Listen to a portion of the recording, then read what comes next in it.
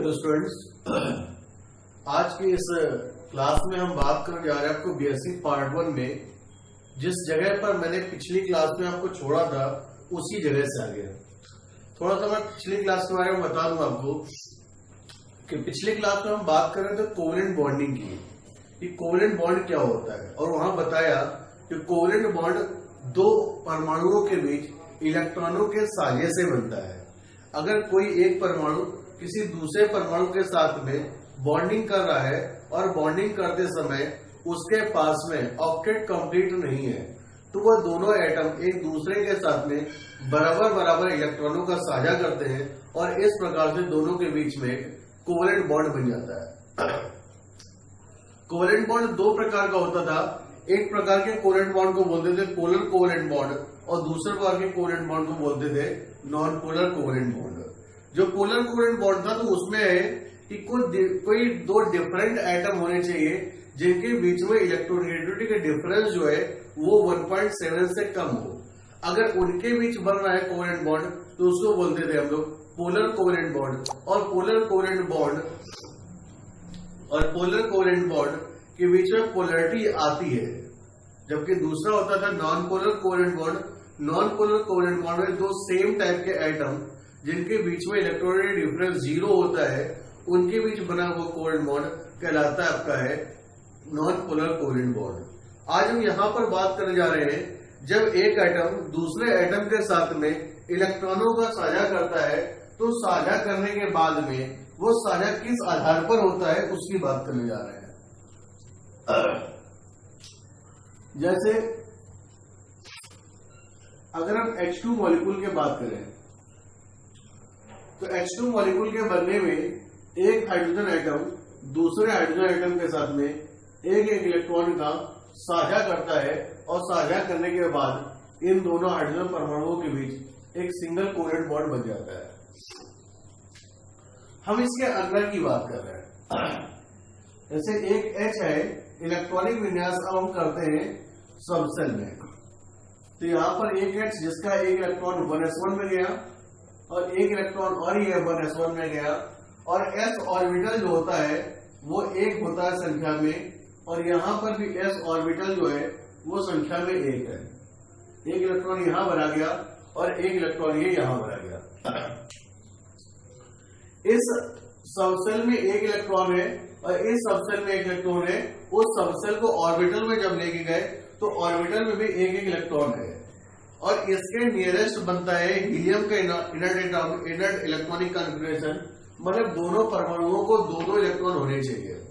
अब यही है कि इलेक्ट्रॉन का क्या कर लेता है, साझा कर लेता है, लेकिन यहां पर साझा करते समय एक थ्योरी बताई गई जिसका नाम होता है वैलेंस बॉन्ड थ्योरी या वीबीडी थ्योरी।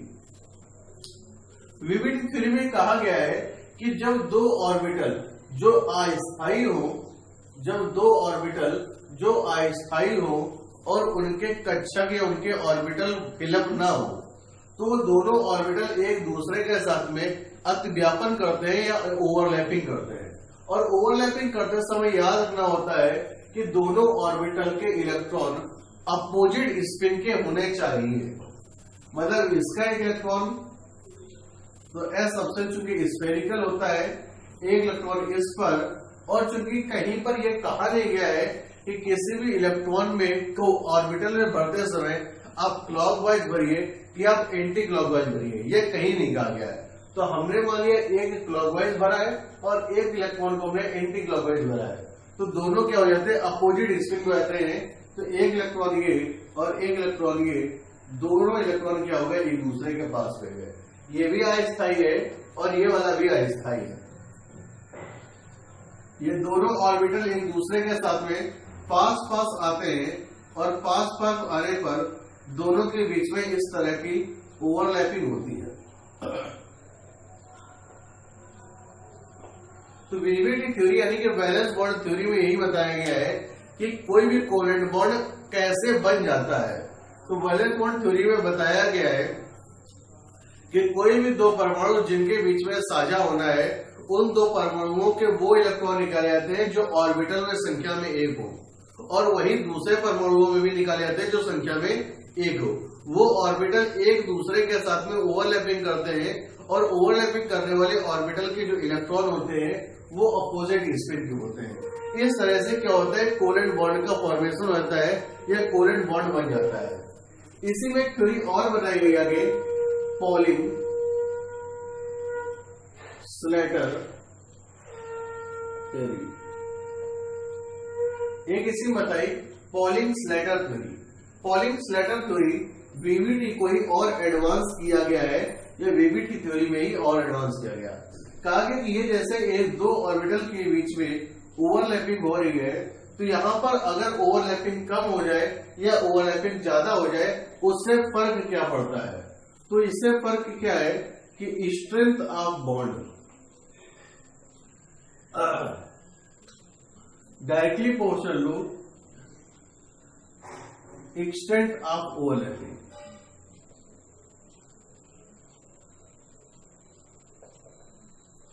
मतलब कि जितनी ज्यादा ओवरलैपिंग होगी वो बॉन्ड उतना ही मजबूत बनेगा। अगर इन दोनों के बीच की ओवरलैपिंग अगर कम ओवरलैप हुआ है तो यहाँ पर बॉन्ड की स्ट्रेंथ कम होगी, और अगर इन दोनों के बीच में ओवरलैपिंग ज्यादा हुई है तो यह बॉन्ड और ज्यादा मजबूत बनेगा। तो पॉलिंग स्लेटर थ्योरी में यही बताया गया है कि स्ट्रेंथ कैसे मजबूत होती है या बॉन्ड कैसे मजबूत होता है। तो जितना ज्यादा क्लोजर ऑर्बिटल होगा उतना ही ज्यादा वहां पर बॉन्ड मजबूत बनेगा, जितना कम क्लोजर होगा उतना ही बॉन्ड कम क्लोज होगा।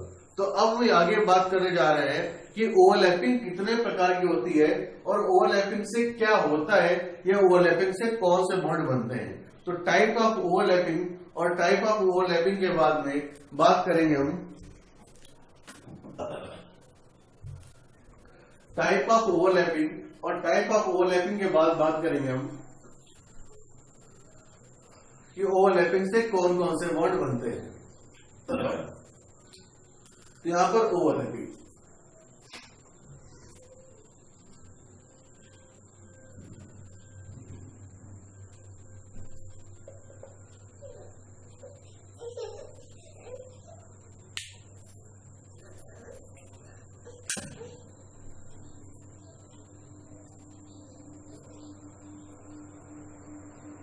Type of overlapping.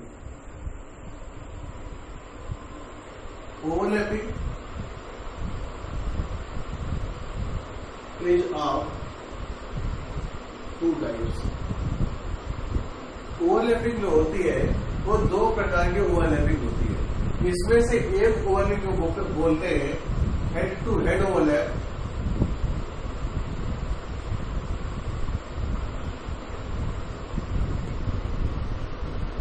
Head to head overlapping, और दूसरे को बोलते हैं lateral overlapping.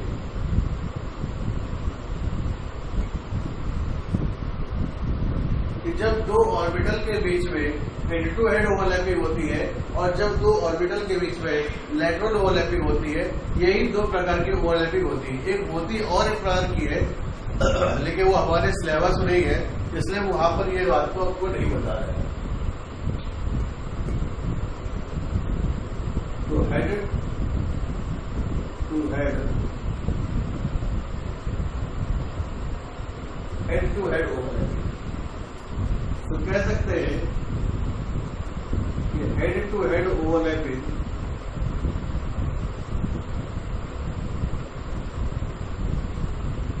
Between orbital form sigma bond. दो ऑर्बिटल के बीच में हेड टू हेड ओवरलैपिंग होगी तो सिग्मा बॉन्ड बनते हैं। अब कैसे बनते हैं, तो पहला एग्जांपल यहां पर आता है एसएस ओवरलैपिंग।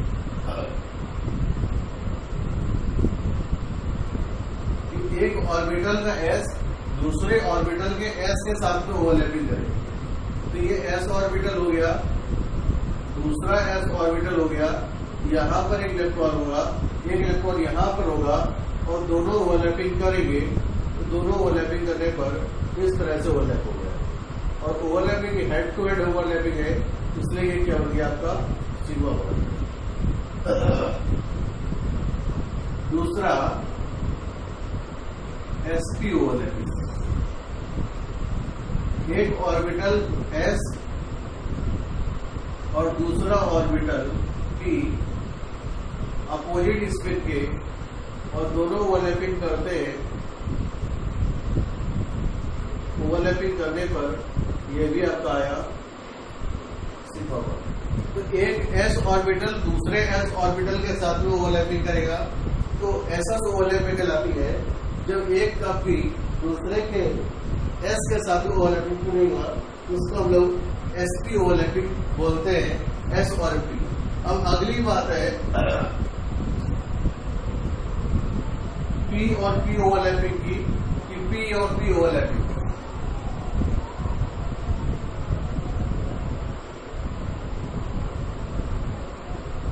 p और p ओवरलैपिंग, तो जब p और p ओवरलैपिंग करते हैं, एक p ऑर्बिटल ये, दूसरा p ऑर्बिटल ये आपस में ओवरलैपिंग करेंगे, और आपस में ओवरलैपिंग करने के बाद इस तरह से ये हो जाता है। यहाँ पर ये जो ओवरलैपिंग हुई, इससे भी जो बना वो बॉन्ड है वो क्या कहलाता है, सिग्मा बॉन्ड। तो ओवरलैपिंग दो प्रकार की होती है, इसमें से एक प्रकार की ओवरलैपिंग सिग्मा बॉन्ड बनाती है, और दूसरी प्रकार की ओवरलैपिंग पाई बॉन्ड बनाती है। जो सिग्मा बॉन्ड बना रही है उसको बोलते हैं हेड टू हेड ओवरलैप, और जो पाई बॉन्ड बनाती है उसको बोलते हैं लैटरल ओवरलैप। तो आइए देखते हैं कि लैटरल ओवरलैपिंग क्या होती है।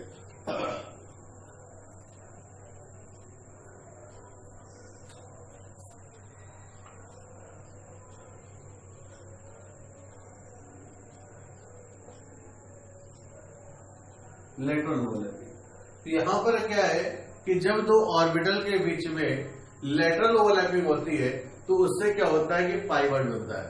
और कभी भी s ऑर्बिटल जो है वो कभी भी पाई बॉन्डिंग नहीं करता है, कभी भी लैटरल ओवरलैपिंग नहीं करता है। तो यहां पर लिख रहे हैं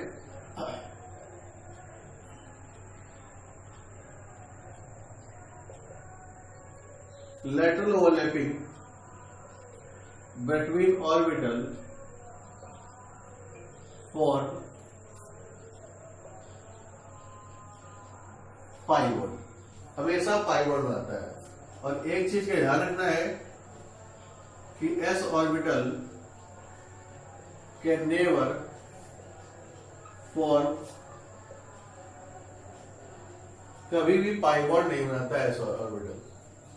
हमेशा क्या होगा, पाई p ऑर्बिटल ही बनाएगा। तो pp ओवरलैप का एग्जांपल ले रहे हैं हम लोग।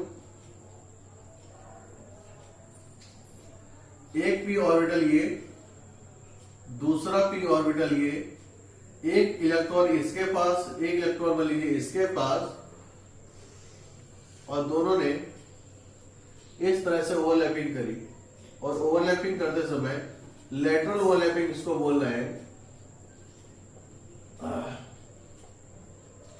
और ये लैटरल ओवरलैपिंग पाई बॉन्ड बनाती है। तो इस प्रकार से सिग्मा बॉन्ड क्या होता है और पाई बॉन्ड क्या होता है। तो सिग्मा बॉन्ड बनता है बेटा है हेड टू हेड ओवरलैपिंग से, और पाई बॉन्ड बनता है बेटा लैटरल ओवरलैपिंग से। इसके बाद कि सिग्मा बॉन्ड और पाई बॉन्ड के बनने के बाद में कौन सा बॉन्ड स्ट्रॉन्ग है और क्यों बॉन्ड स्ट्रॉन्ग है। सिग्मा बॉन्ड स्ट्रॉन्ग है तो क्यों है, पाई बॉन्ड स्ट्रॉन्ग है तो क्यों है। तो कहा गया है कि sigma bond is more stronger than pi bond, कि सिग्मा बॉन्ड ज्यादा स्ट्रॉन्ग है पाई बॉन्ड की अपेक्षा में, क्योंकि सिग्मा बॉन्ड क्या होता है एक्सियल ओवरलैपिंग से बन रहा होता है, जबकि पाई बॉन्ड जो होता है वो लैटरल ओवरलैपिंग से बन रहा हो। तो एक्सियल ओवरलैपिंग के जब बने हुए जो बॉन्ड होते हैं वो ज्यादा स्ट्रॉन्ग होता है अपेक्षाकृत जो बॉन्ड लैटरल ओवरलैपिंग से बनते हैं। तो sigma bond is more stronger than pi bond because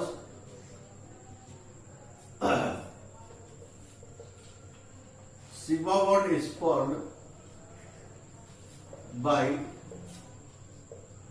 lateral overlapping, sorry, axial overlapping। तो एक्सियल ओवरलैपिंग के द्वारा सिग्मा बॉन्ड बनते हैं, इसलिए सिग्मा बॉन्ड ज्यादा स्ट्रॉन्ग रहते हैं जबकि पाई बॉन्ड कम स्ट्रॉन्ग होते हैं। हमने 3 प्रकार के कोवलेंट बॉन्ड बनवाए थे। इन 3 प्रकार के कोवलेंट बॉन्ड में एक प्रकार का बॉन्ड था आपका सिंगल बॉन्ड, दूसरा प्रकार का था डबल बॉन्ड और तीसरा प्रकार का था ट्रिपल बॉन्ड। कि जब दो परमाणुओं के बीच में एक एक इलेक्ट्रॉन का साझा हो रहा था तो सिंगल कोवेलेंट बॉन्ड बन रहा था, जब दो दो इलेक्ट्रॉनों का साझा हो रहा था तो डबल कोवेलेंट बॉन्ड बन रहा था, जब तीन तीन इलेक्ट्रॉनों का साझा हो रहा था तो ट्रिपल कोवेलेंट बॉन्ड बन रहा था।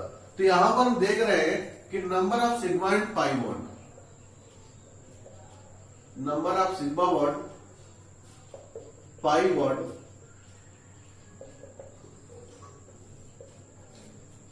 कि अगर कोई सिंगल कोवेलेंट बॉन्ड बनेगा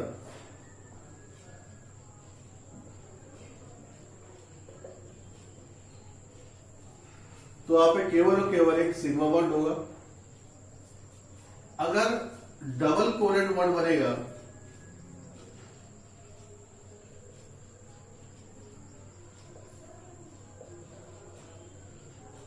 तो वहां पर एक सिग्मा बॉन्ड और एक पाई बॉन्ड होगा। अगर कहीं पर ट्रिपल कोवेलेंट बॉन्ड बना हुआ है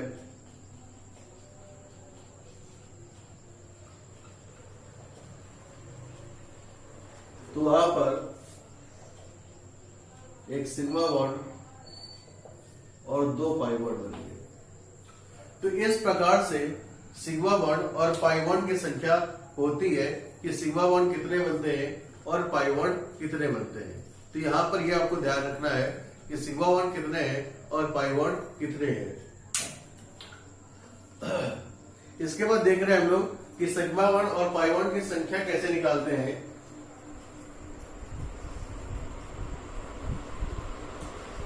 जैसे मीथेन मान लीजिए एग्जाम्पल है, मीथेन में 4 सिग्मा बॉन्ड बने हैं, 4 सिंगल कोवेलेंट बॉन्ड है तो 4 सिंगल कोवेलेंट बॉन्ड में ये 4 सिग्मा बॉन्ड होगा। एथलीन की बात करेंगे, एथलीन का है 1 2 3 4 5 और ये एक पाई